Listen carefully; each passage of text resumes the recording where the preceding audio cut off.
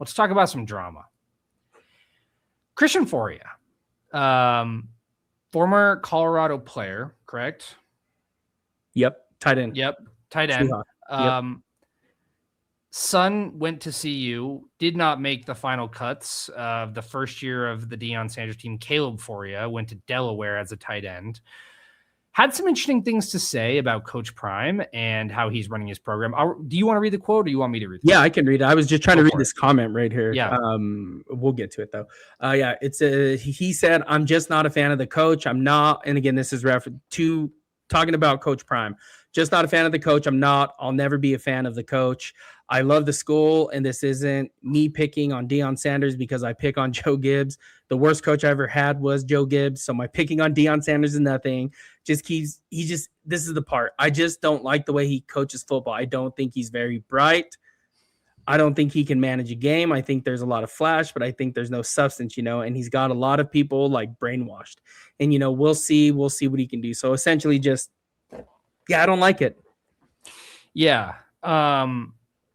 I think and I tweeted it at the time. My first response to this was, "Oh, like we're doing this again. Like we're doing the whole thing where we just like come out of the woodworks during the offseason and start, shitting on Coach Prime again. Like that's how we know that we're in the middle of February. But I think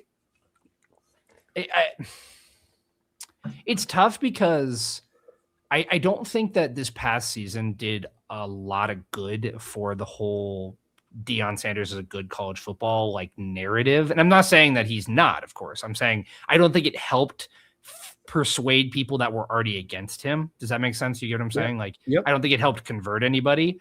I do think, and I think this is probably a well-observed take, is like there were definitely game management issues. I'm not going to sit here and say that every timeout was used correctly and that, the offense was overly creative.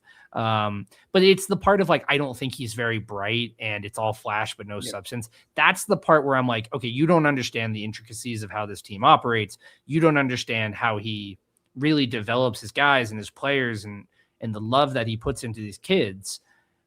And that's where it feels like you're just using a name for clicks. How do you feel about it? Yeah, I think, like you said, it's just February. Again, you don't understand. And again, he's protecting his kid because he thought his kid should be playing there. And I get that 110%. I don't know how I would take that. I mean, maybe some more. I don't know. I don't know how I would take that, right? Former Buff, your kid's there playing. Deion shows up. You're excited. So, there's a little bit of, right. He's a little bit upset of the way the situation played out with his son. And again, whether you like it or not, but to me, it just comes off as my son didn't make the team and I'm pissed off. So I don't like Coach Prime. That's just It reminds me a lot of the Athletic piece that came out 2 years ago when it was about all the guys who didn't make the team and they, all of the things that they had to say. And it's like, it kind of just gives off, what's the word? Bitter X. That's the word I'm trying to say. Like, that's kind of where I get it. Perfect. And I just, again, you can talk about the football stuff all you want. When you get into the like character, if he's bright, if he's like, doing the right thing for the university, that's the stuff where I'm like, you clearly don't pay attention and you are just bitter in all of this. And what sucks? That was Christian Foria. Man, that dude was a really, really good player and a really good tight end for Colorado. And he was a very good tight end in the NFL. So when he played for the then AFC West Seattle Seahawks. So yeah, it's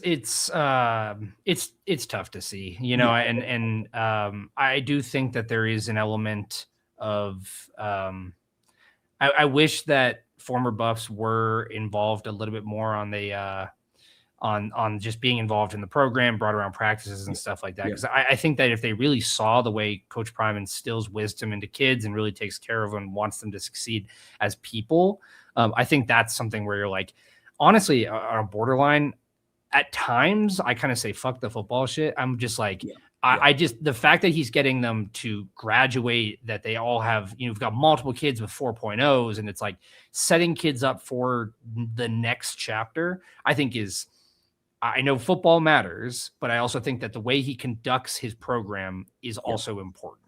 And life matters. more Exactly. than between the football field, right? And again, I think everybody, especially this time of year, right? We're in full swing draft now with the Super Bowl over. It's like, yeah, this kid, if he goes to the NFL or not every kid goes to the NFL. It's, what is it, like less than 1% make it actually to really the NFL? small.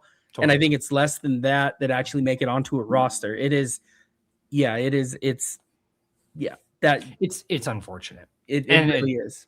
Mm-hmm. Yeah, it's, I mean, I don't remember if Caleb said anything when he left. Like, I don't remember if he was part of that article. Obviously, his dad is kind of speaking for him. This isn't a Gavin Cold situation. But it's just, it is kind of also like your son is his own person. He's a 25-year-old at this point. Why are you speaking on the coach? You know what I mean? I don't know. It's I digress. I mean, sometimes too, you just want to be back in the spotlight a little bit as well. Right. Yeah. And that's just like, right, Miles, if you would say something crazy and maybe we get in the spotlight, show blows up, like, all right, Miles, good job, man.